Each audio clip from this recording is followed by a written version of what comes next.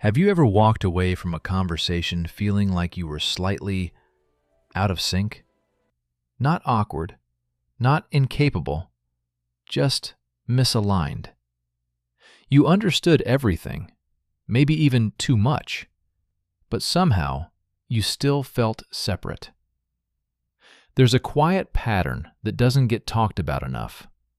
Highly intelligent people often struggle socially.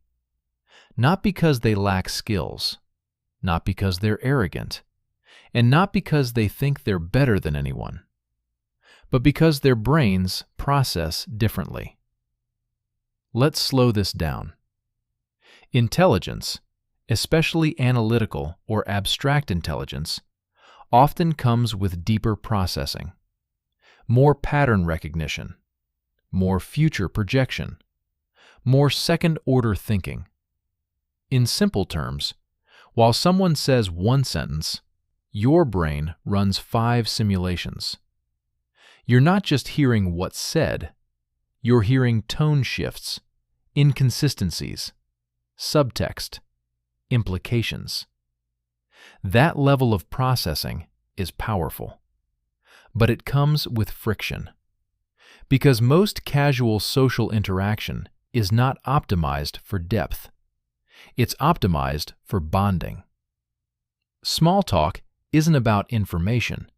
It's about emotional rhythm.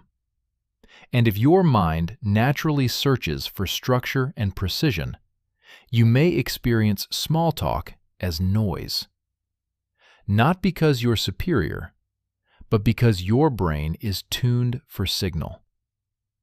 There's research suggesting that people higher in analytical intelligence often show lower tolerance for shallow cognitive stimulation. That doesn't mean they dislike people.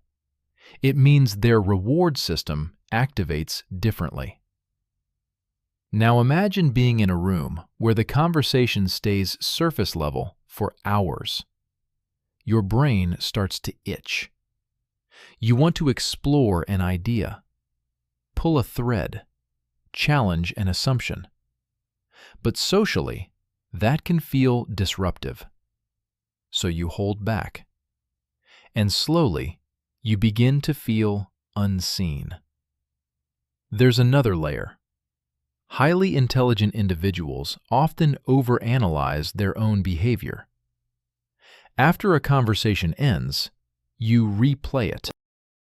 Did that sound strange? Did I say too much? Was that too intense? That meta-cognition, thinking about thinking, is cognitively expensive and socially exhausting. Meanwhile, others move on, not because they're shallow, but because they're not running 12 background tabs.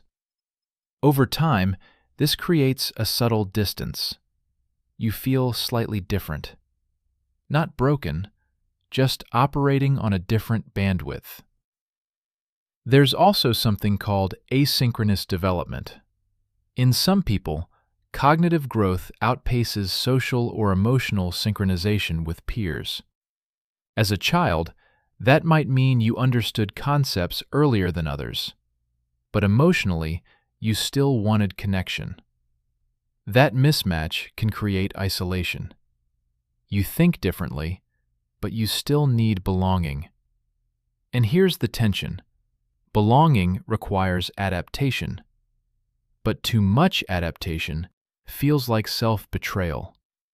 So intelligent people often oscillate between 2 extremes, masking their depth to fit in or withdrawing to preserve authenticity. Neither feels fully satisfying. Another overlooked factor is pattern sensitivity.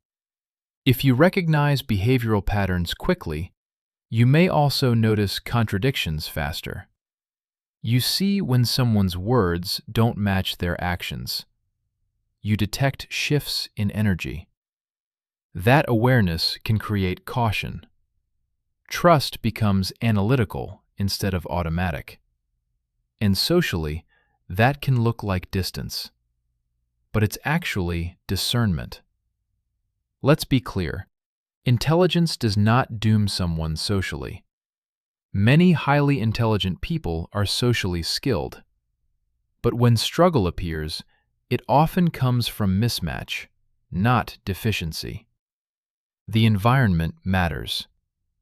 In the right environment, where curiosity is valued, where nuance is welcomed, where depth isn't labeled too much, the same person who felt awkward feels magnetic.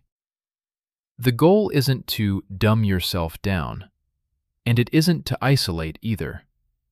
It's to regulate intensity, to choose spaces aligned with your cognitive style, to develop social fluidity without abandoning intellectual depth. Because the real issue was never intelligence. It was misalignment. And once alignment shifts, what felt like a flaw becomes precision. If any of this resonated, not in an ego-driven way, but in a recognition way, you're not alone. You might not be socially broken.